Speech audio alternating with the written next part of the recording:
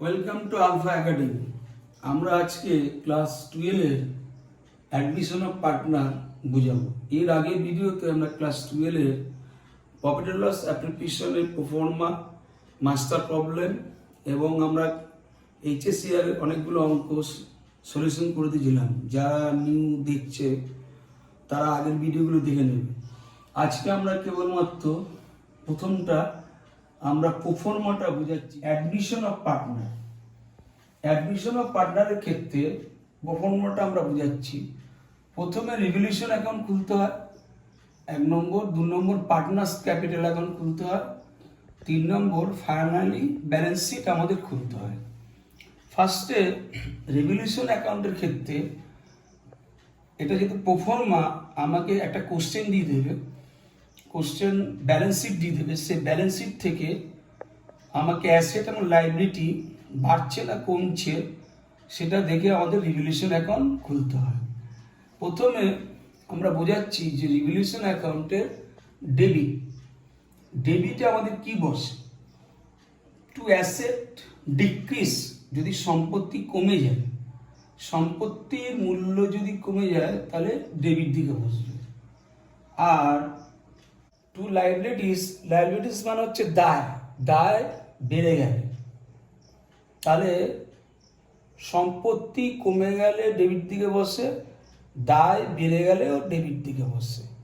এছাড়া two unrecorded liabilities, যেই দায়গুলো record করা হয়নি বুকসের মধ্যে, সেই দায়গুলো বসে। এটা গেল প্রথমে ডেবিট দিকে বসে। তারপর আমরা ক্রেডিট দিকে আলোচনা করছি।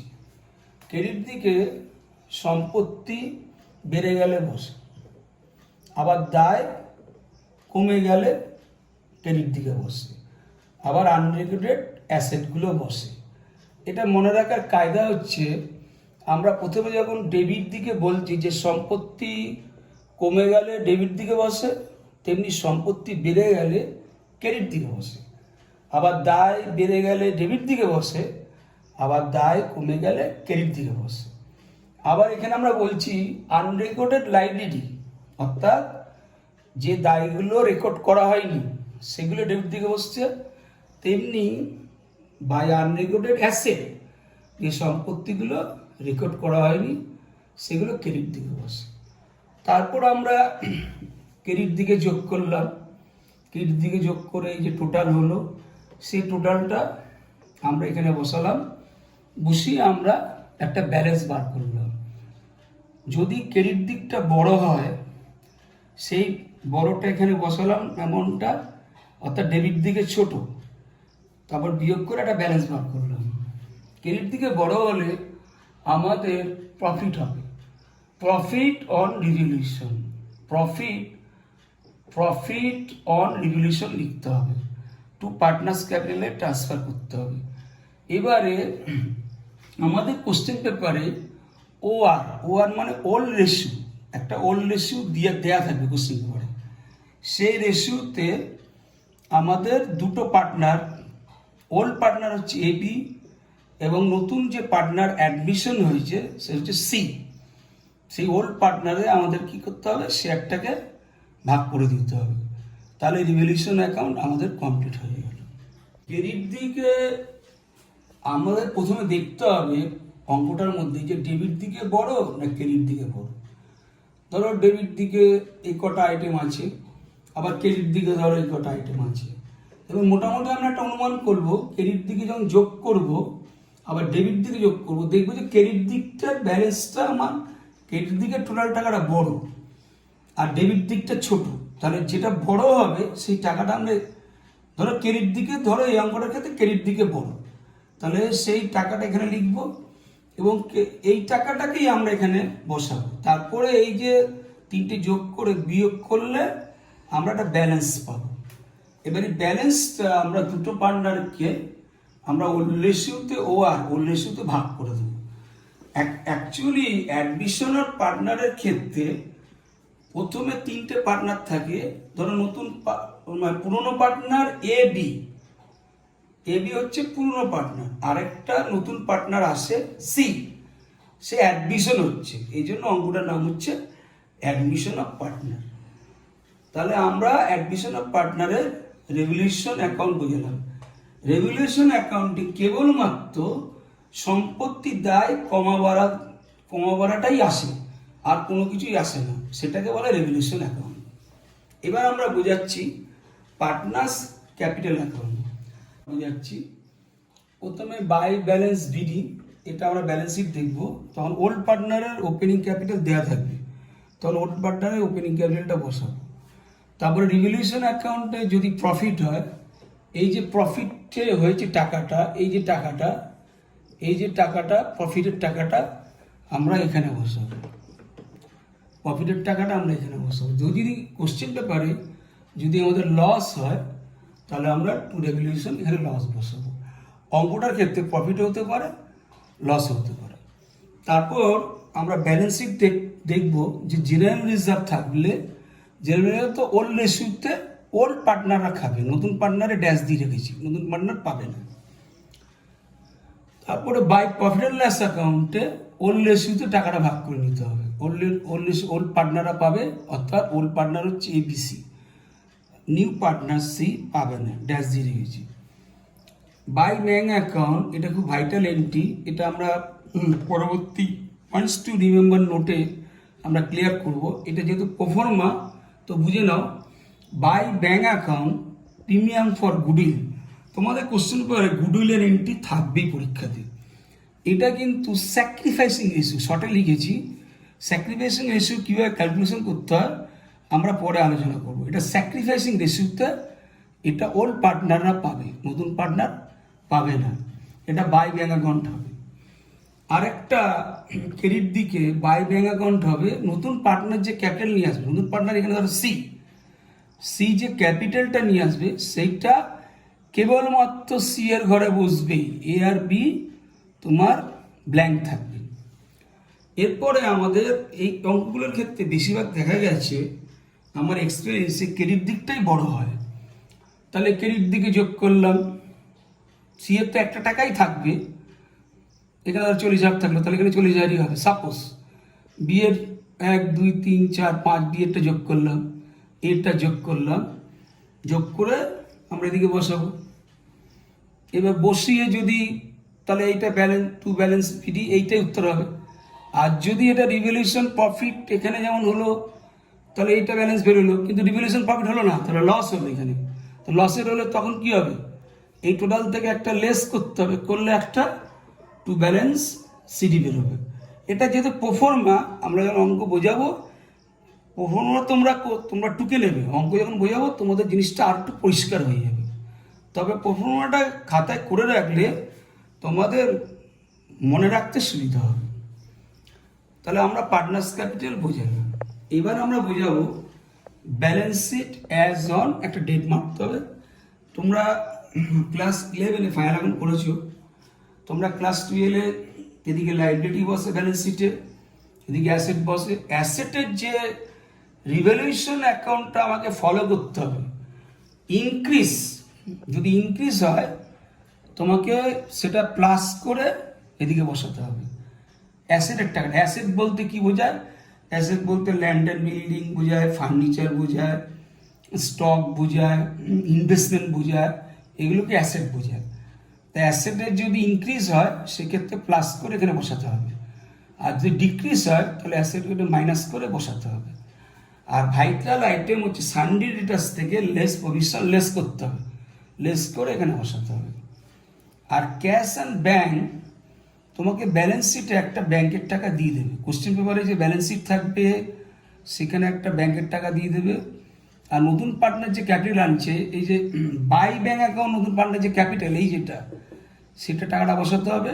আর গুডউইলের টাকাটা বসাতে হবে, মানে নতুন পার্টনার যে গুডউইলটা এসছে, তখন এই তিনটে টাকা, ব্যাংকের টাকা, নিউ পার্টনার্স ক্যাপিটাল অ্যাকাউন্ট টাকা, গুডউইলের টাকাটা, তিনটে টাকা যোগ করে এখানে বসাতে হবে।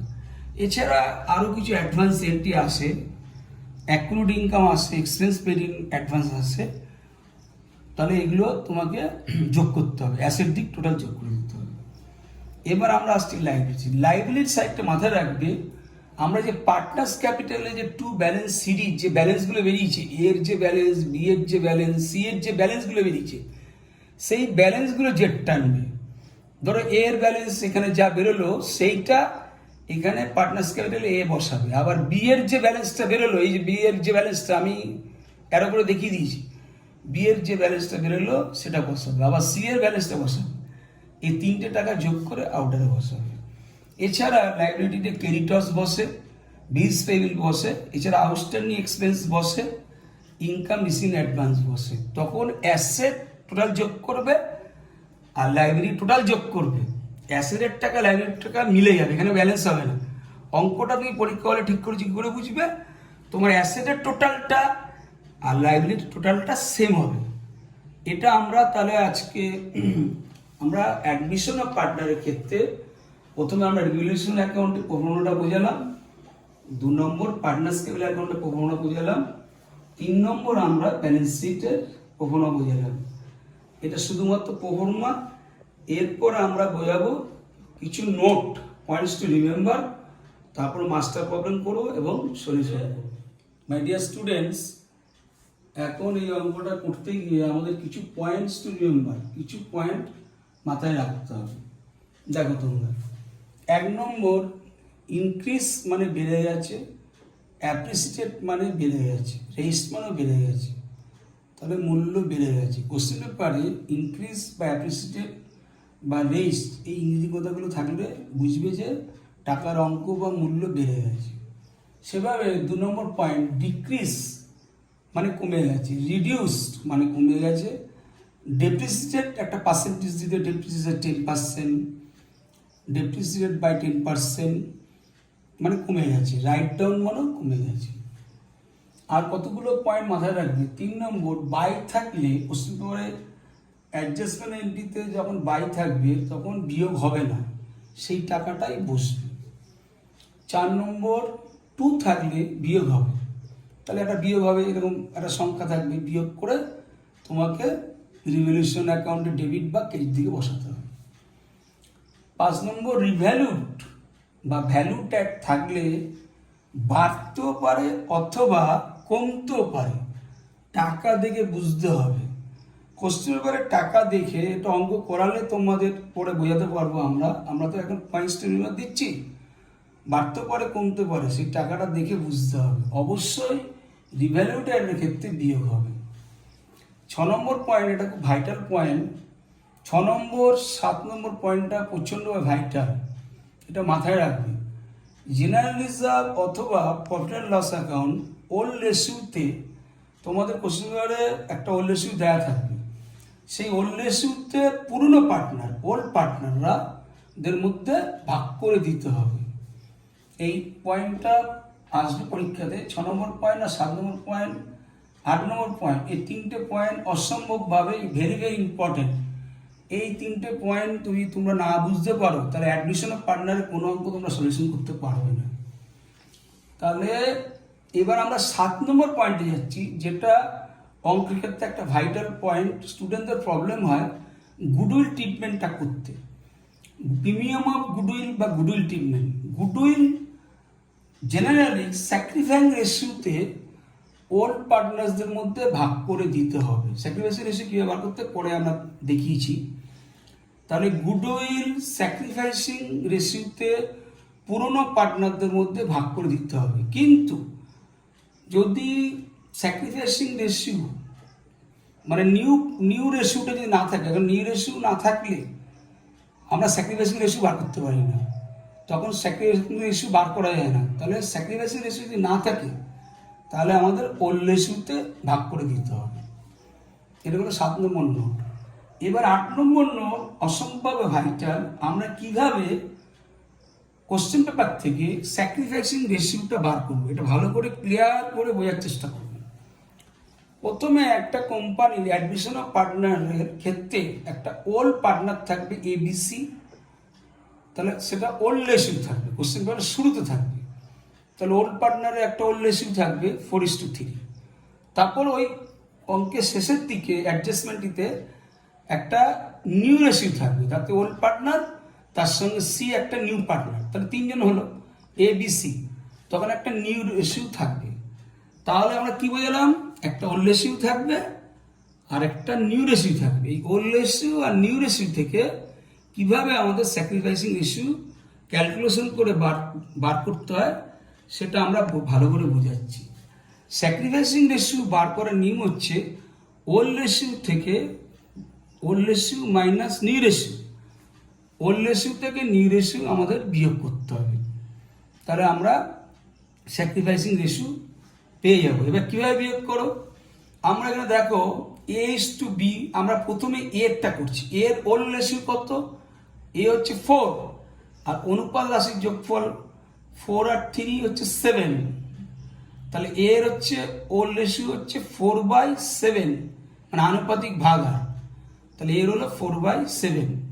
যখন আমরা এ করব তাহলে এটাকে কমপ্লিট করব, তাহলে এর ওল্ড কত 4/7, এবার এর নিউ কত 2, এবার অনুপাত রাশি যোগ করতে হবে তোমাকে, তাহলে 2 এখানে 1 3 এখানে 4, তাহলে 2/4, তাহলে ওল্ড মাইনাস নিউ।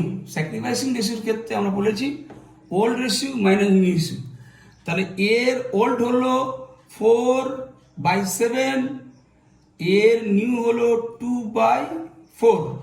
এবার আমরা লসাগু করব, এটা আমরা শিখেছি আগে, 4 7 7 আর 4 লসাগু কত 28 হবে, তারপর নিচের সংখ্যার সঙ্গে ভাগ করে 4 7 4 4 16, তাহলে 16 মাইনাস আবার 4 7 14, 16 থেকে 14 বলে 2, এই ক্যালকুলেশনটা আমরা শর্টকাট করে দিয়েছি, তাহলে এর ভ্যালু হলো 2/28। ঠিক সেভাবে এ যেভাবে করেছি আমাদের বি সেভাবে করতে হবে, তাহলে বি এর ক্ষেত্রে ওল্ড রেশিও কত 3 আর অনুপাত যোগফল কত 4 আর 3 7, তাহলে বি এর 3/7 ওল্ড রেশিও, বি এর নিউ কত 1, যোগ কত 2 3 4, তাহলে 1/4। সবসময় মাথায় রাখবে যোগ করার সময় এই তিনটেই কিন্তু যোগ করতে হবে। এ বি করছে বলে এই এ আর বি যোগ করলে হবে না, মানে 2 এর একে 3 3 এর একে 4, তা সিটা ধরে কিন্তু যোগ করতে হবে, এটা মাথায় রাখবে, এটা স্টুডেন্ট গুলিয়ে। এবার যেরকম লসাগু করেছি করে আমাদের 5/28 হয়ে গেছে। এবার মনে মনে 28 কেটে দেবে, তাহলে স্যাক্রিফাইসিং রেশিও প্রথমে 2 আছে তারপর 5 আছে, তাহলে স্যাক্রিফাইসিং রেশিও হচ্ছে 2:5। এটা স্যাক্রিফাইসিং রেশিও বার করানো বোঝালাম। এবার শর্ট টিপসটা হচ্ছে ভাইটাল। স্যাক্রিফাইসিং রেশিওতে মনে রাখবে যে অ্যাডমিশন মানে কোম্পানির লাইটটা অন হয়ে গেছে, অর্থাৎ আলো জ্বলে উঠেছে, অন, এটা একটা শর্ট টিপস। অন মানে কি, স্যাক্রিফাইসিং রেশিও হচ্ছে old ratio minus new ratio, তাহলে ওল্ড রেশিও মানে ও আর নিউ মাইনাস নিউ রেশিও মানে এন, তাহলে অন। তাহলে তোমরা যদি ভুলে যাও তোমরা মাথায় রাখবে কি অন, অন কথাটাকে short tips, on on on কথাটা মনে রাখবে। অন মানে ও মানে old ratio minus new ratio, তাহলে তোমাদের স্যাক্রিফাইসিং রেশিও বেরিয়ে যাবে। স্যাক্রিফাইসিং রেশিও বার করার শর্ট টিপস হচ্ছে তোমাদের অন কথাটাকে মাথায় রাখতে হবে। আশা করি আমি পয়েন্টস টু রিমেম্বারের সমস্ত নোটগুলো আলোচনা করেছি। এরপর আমরা একটা মাস্টার প্রবলেম এবং সলিউশন দিয়ে যাব।